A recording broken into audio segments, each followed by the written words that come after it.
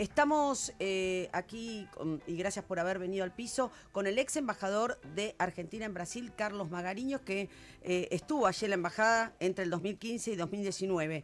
¿Qué tal? Buenas tardes, Carlos. Buenas tardes, Lorena. Sabemos que además de esta gestión 2015-2019 estás siempre con la mirada en Brasil, Voy incluso muy por seguido. otros trabajos que has tenido. Así es, viajo muy seguido. Yo soy director del Grupo Huerten, que tiene la operación de DirecTV en Brasil, es la operación de Sky. Ajá. Está haciendo muchas inversiones en fibra en Brasil, en todo el país. Entonces, regularmente tengo la oportunidad de visitar el nordeste, el centro del país y viajo con mucha asiduidad, ¿no? Bien, te voy a hacer una pregunta que tal vez sale de total ignorancia. Sí.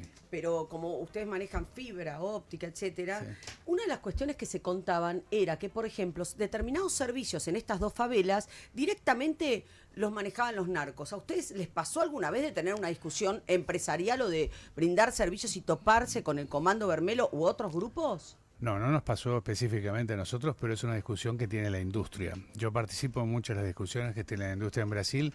Y hay dos grandes rubros, digamos, en los cuales se discuta muchísimo. Uno tiene que ver con la infraestructura, que es lo que vos me preguntás, por qué se producían en Brasil cortes de los cables de fibra y en reemplazo de ese cable cortado aparecía una oferta de algún grupo narcotraficante que controlaba la zona, ¿no? Mirá. O sea, tenías que contratar ese O sea, servicio. ponele, te voy a dar, te cortan DirecTV y aparece un pseudo telecentro Vermelo, que se llama, y te lo daban los narcos. Claro, exactamente. No. Eso ocurre en Brasil con frecuencia, hay notas de prensa y demás. Y la otra gran área de ilícitos tiene que ver con la piratería. En Brasil la piratería de contenidos es terrible, ¿no? Es una cosa infernal. ¿Y eso también lo manejan, lo pueden manejar grupos No, no narcos? necesariamente, hay de todo allí. Lo que tiene que ver con los narcos es el lavado de dinero, es decir, la estructura de lavado de dinero asociada al narcotráfico.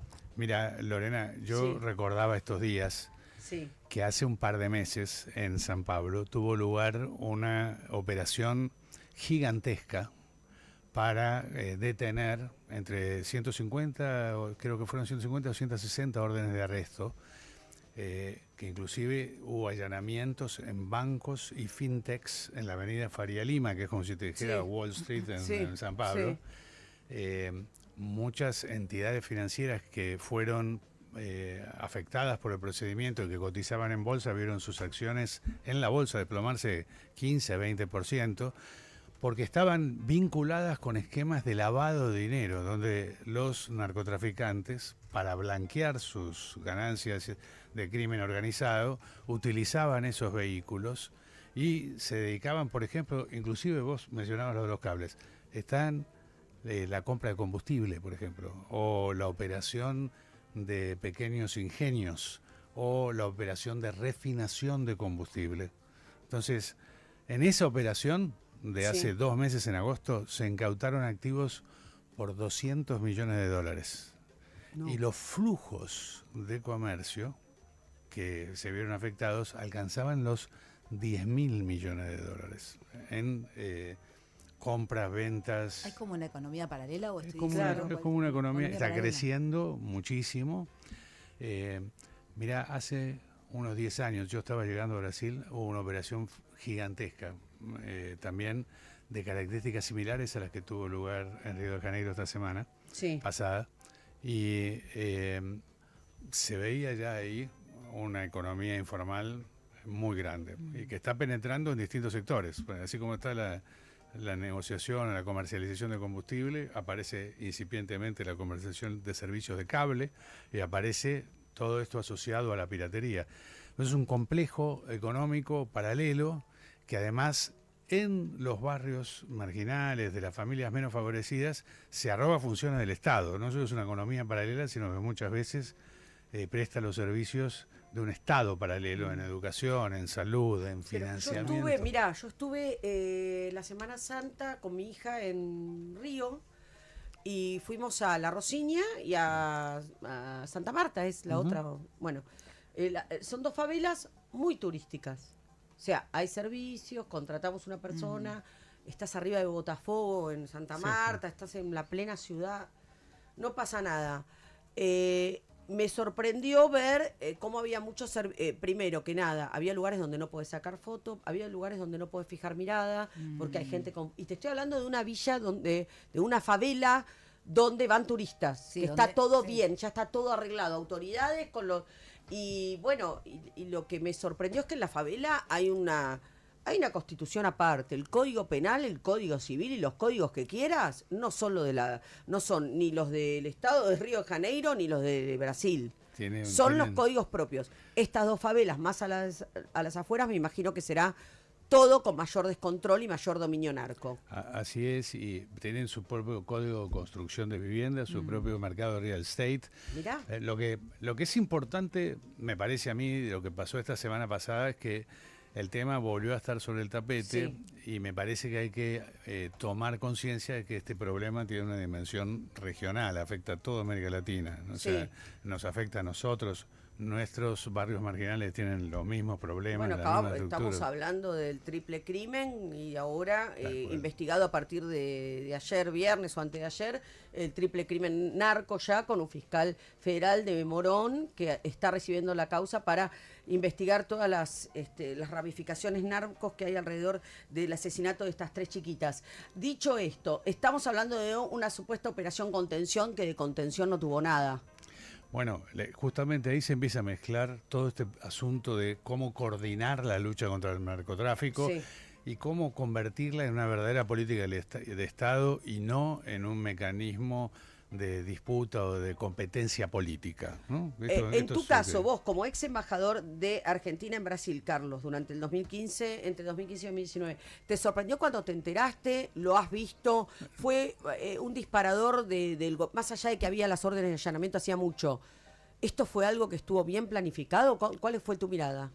Mi impresión es que había una planificación y que probablemente se fue de las manos, y la razón por la que se fue de las manos es porque todos los servicios de inteligencia, los servicios de policía, como pasa en Argentina, como pasa en Ecuador, en Colombia, tienen algún vínculo. Siempre hay elementos corruptos en esos están cooptados, mecanismos que tienen vinculación. Entonces se filtró la noticia del allanamiento.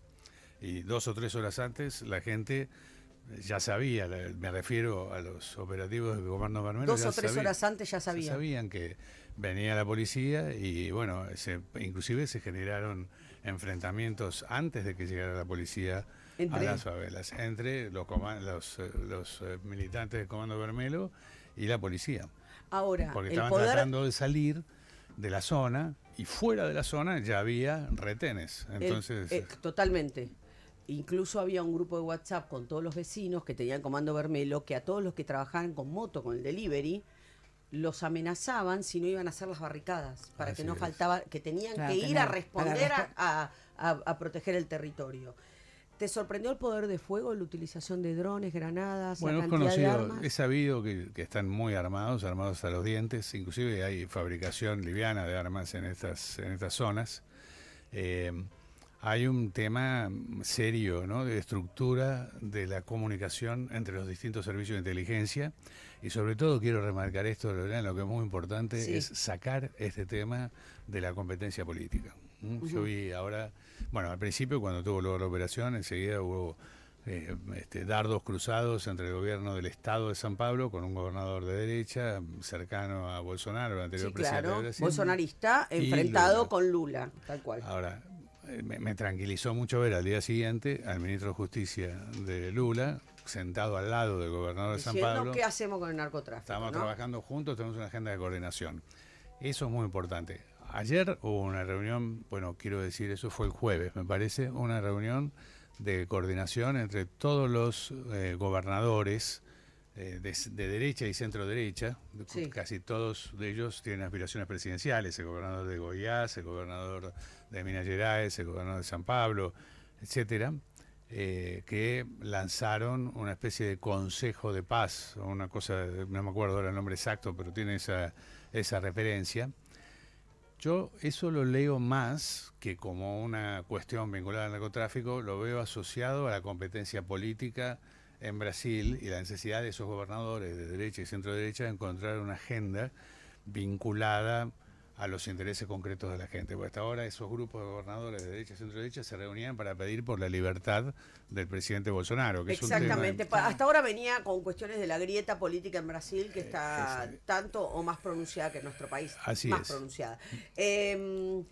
Bien.